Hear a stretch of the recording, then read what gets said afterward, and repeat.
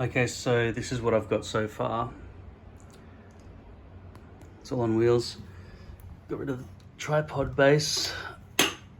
That's the guitar backpack, which is not constituting part of this system at the moment.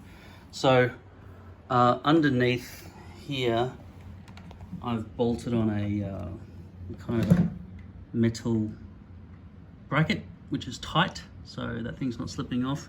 And it's also got 2 points of attachment here, so it's not really going anywhere. And luckily, I mean, look at the way those feet just fit in there.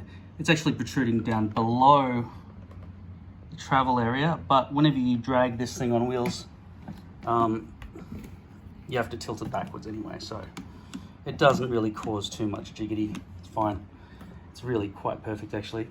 Now, for the microphone stand, I've actually taken a piece of conduit, aluminium, cut it down to whatever level this was at, because I've actually cut this microphone stand shorter to accommodate seating sizes and make it portable.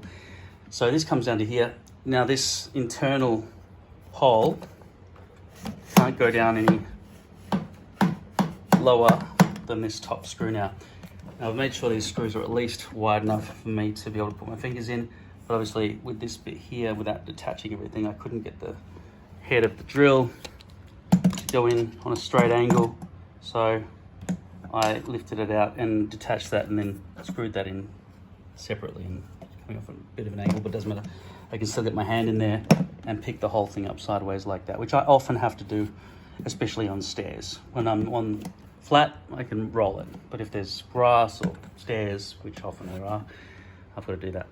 Now this is my fold-back speaker. This is a Megaboom 3. This is controlled via the phone's output. So basically here, the internal battery of this speaker is inside. You have to unscrew the chassis of this PA system, which is a no-name brand. I can't remember what it said on the box, Onkyo or something.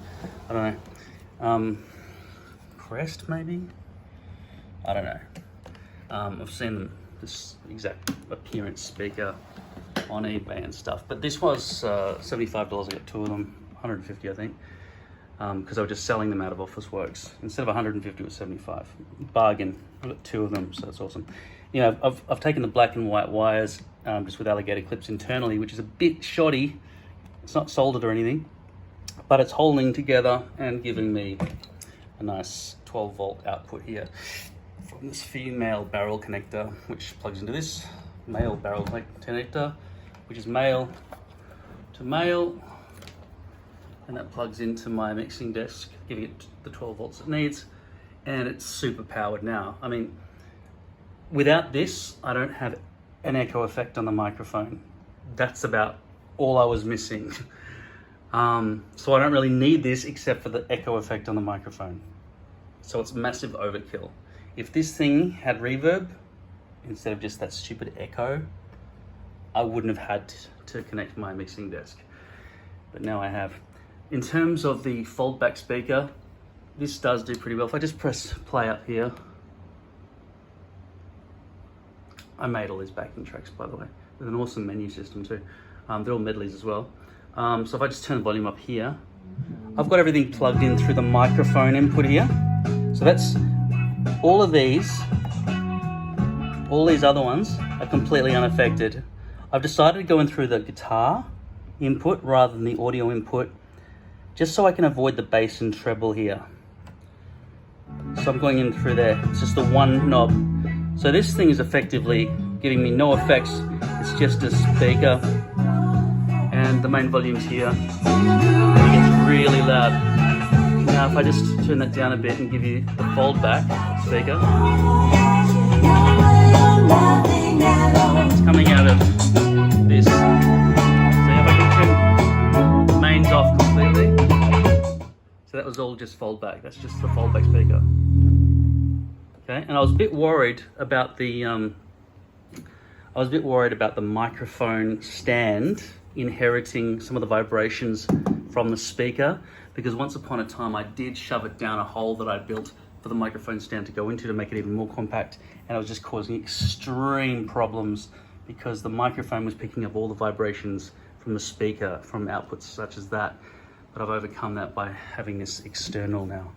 So that's where I'm at. At this point, I'm looking at building a box that sits over the top and closes and keeps all the cables and everything nice and neat inside. For Bluetooth, I don't use the Bluetooth built into this. I've got to use this external Bluetooth adapter just so that I can run it all off that one guitar volume thing. And then it also means that I can turn this off and on without having to reset the Bluetooth each time and reset it up in the menu system up here. So once that's connected, this thing will last about, I don't know, 10 hours before it needs charging, so it's not really a problem as long as I've charged it. If I haven't, then I've got to get a special cable. Oh, actually, this does take 3.5 mil too.